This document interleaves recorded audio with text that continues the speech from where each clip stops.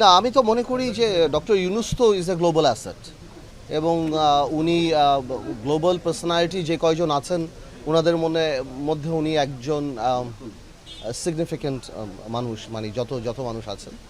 তো I am sure যে India আর বাংলাদেশের যেই দ্বিপাক্ষিক আলোচনা হলো বা যেই আলোচনাই হলো, আমি পজিটিভলি ধরি, আমি পজিটিভলি দেখি এবং আমি মনে করি যে এই দুই হেড অফ স্টেটের হেড অফ স্টেটের যে আলাপ আমাদের দেশের জন্য ভালো কিছুই নিয়ে আসবে।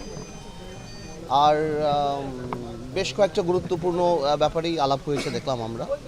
তো আমি যে কোনো ধরনের এই ধরনের আন্তর্জাতিক ক্ষেত্রে যে দ্বিপাক্ষিক আলোচনা আমি পজিটিভভাবেই দেখি। দেখুন, আমি মনে করি আমরা আগেও যে বলে আসছি, এখনোই তাই বলে আসছি, এই ইউনূস সাহেবের সরকার একটা বিপ্লবের সরকার, গণঅভ্যুত্থানের সরকার। এটা জনগণের ভোট দ্বারা নির্বাচিত সরকার না, তবে জনগণের সরকার। এবং আমরা সবাই এই সরকার যাতে ফেইল না করে এবং এই সরকারের পাশে দাঁড়ানোর অঙ্গীকার আমাদের প্রথম দিন থেকেই।